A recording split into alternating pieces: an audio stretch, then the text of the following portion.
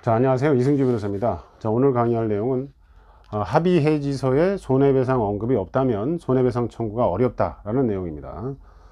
자, 이 문제는 2020다 285048 대법원 판결 사안이에요. 대법원 2020다 285048 사안.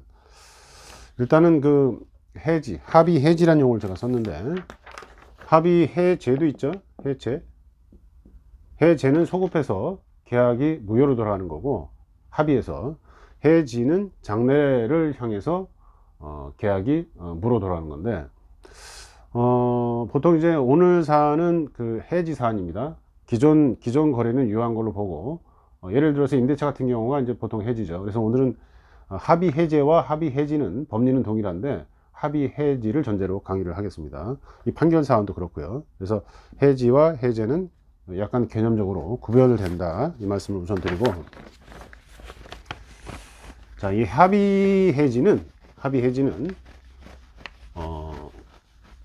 우리가 채무 불이행을 통해서 계약을 해지, 채무 불이행을 통해서 채불이라고 할게요. 채무 불이행을 통해서 해지하는 거하고는 다릅니다. 이거하고 합의 해지 하고는 다르다는 거예요. 그죠? 합의 해지하고 채무 불이행의 해지하고는 전혀 다르다. 왜 다르냐? 합의 해지는 합의 해지에 대한 청약과 승낙이라는 의사표시가 쌍방 합치돼서 이 효과대로 발생하는 거예요.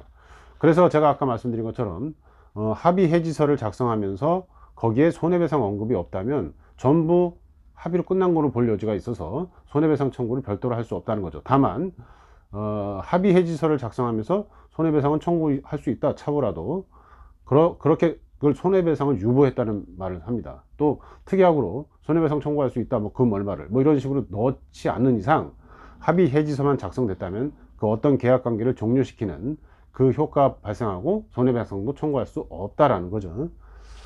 자, 근데 채무불이행의 해지는 이거는 상대방을 탓하면서 계약을 깨면서 손해배상 청구하는 그런 문제예요. 예를 들어서 A가 있고 B가 있는데 A가 B를 탓하면서 손해배상 청구하고, 또는 동시에 B가 A를 탓하면서 계약을 깨면서 손해배상 청구한다. 자, 이 문제는 누구 말이 맞는지 가려야 되는 문제가 있죠. 따라서 합의 해지하고는 전혀 다릅니다. 합의 해지 같은 경우에는 합의로 그 계약 관계를 종결시키는 거예요. 합의 내용만 파악하면 됩니다. 누구 말이 맞는지 법적으로 판단하는 게 아니라 합의 내용대로 이행했는지 이런 것들을 판단한다는 거죠. 그래서 합의 해지하고 채무 불이행에 의한 계약 해지, 이런 것들은 내용이 다르다. 일단 이거 아시고, 자, 이 얘기를 제가 왜 이렇게 하냐면 이 사안이 독특합니다. 이 원고가 있고 피고가 있어요. 원고가 있고 피고가 있는데, 원고는 피트니스 센터, 이거부터 얘기해요. 피고는 아파트 입주자 대표회의입니다. 자, 그리고 원고는 피트니스 센터를 위탁 운영하는 업체예요. 위탁 운영. 자, 이런 상태에서 이 원고가 어떤 이제 행정청으로부터 시정 조치를 받은 것 같아요. 시정 조치. 뭘 잘못한 거죠, 행정적으로. 그 다음에 이제 과태료 부과 처분도 나오고. 자, 이러다 보니까 피고 입장에서는 이렇게 이제 해지 통보를 합니다. 위탁업을 하는 거죠. 피트니스, 아파트 내에 있는 피트니스 센터를 원고가 관리하고 운영하는데, 일단 해지 통보를 해요. 해지 통보를 하는데, 이 해지 사유가 뭐냐? 시정 조치가 내려졌다는 거죠. 시정 조치. 그 다음에 원고의 사업자 등록이 폐업 조치가 되는 것 같더라고요. 폐업 조치, 사업자 등록이. 시정 조치 내려지고 원고 사업자가 폐업 조치 됐다, 이런 사정으로 해지 통보를 해요, 일단. 자, 그런데 이게 채무 불이행으로 해지하는 건지 명확하지가 않아요. 그죠? 자, 이거 주의하셔야 되는 게, 피고가 원고에게 계약을 해지할 때 나중에 그런 주장을 하는데, 이 해지할 때 명확하게 해야 됩니다. 어떤 걸로 해지를 하는지. 자, 그런데 여기서는 시정 조치를 당신이 받았고 원고가, 그 다음에 원고 사업자가 폐업 조치 되었기 때문에 해지를 한다, 이렇게 통보를 합니다. 자, 그런데 여기에 대해서 어떻게 반응하느냐, 원고가.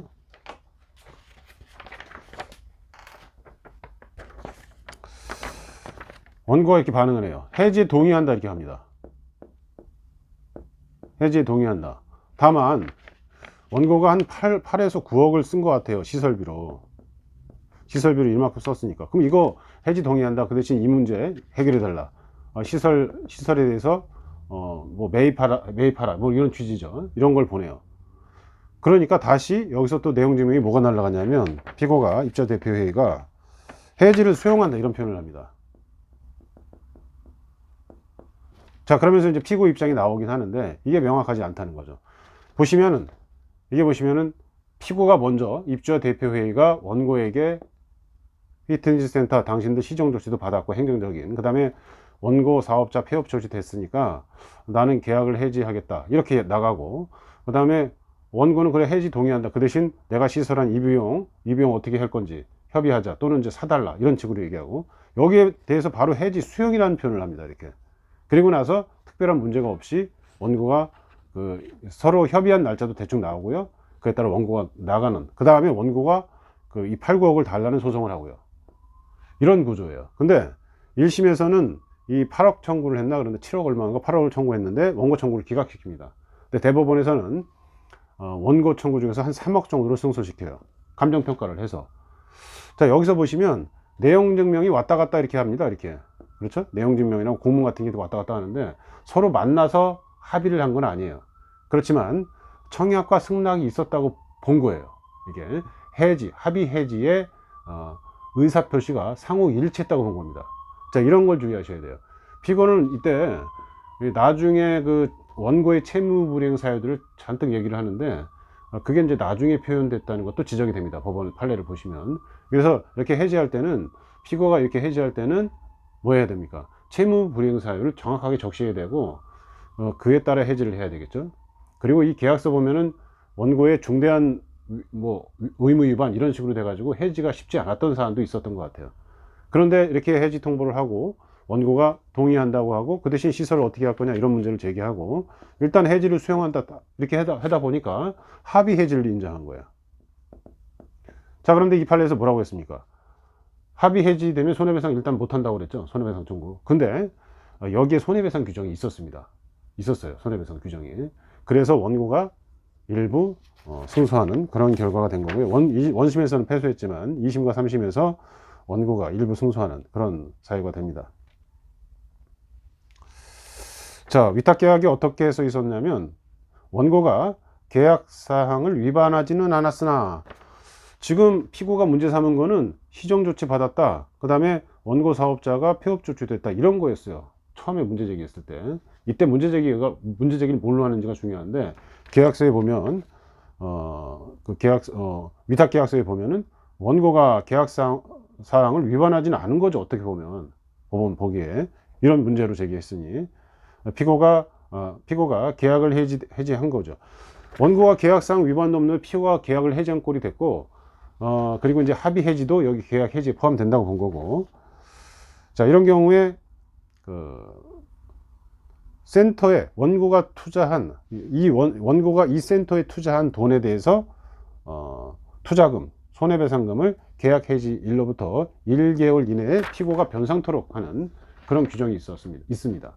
따라서 결국은 원고가 이 계약서를 언급하고 주장함으로써 일부 승소를 한 그런 사안입니다. 다시 정리하면 이 합의 해지가 되면 계약서에 손해배상 청구할 수 있다 이렇게 적시되지 않다면 손해배상 청구를 할 수 없다는 거죠. 그런데 이 사안은 쌍방이 공문이나 내용 증명을 통해서 이렇게 왔다 갔다 해지한다 이런 상황이었고, 실제 만나서 뭐 구체적인 협의를 한 것 같지는 않은데, 그럼에도 불구하고 합의 해지에 대한 청약과 승낙을 인정함으로써 합의 해지를 인정했다는 게 일단 중요하고요. 우리가 여기서 뭘 알아야 되냐면, 피고가 이렇게 내용 증명 같은 걸 보낼 때 나중에 채무 불이행 해지했다고 주장하는데 그게 안 먹힌다는 거죠. 처음부터 명확하게 해야 된다는 거죠.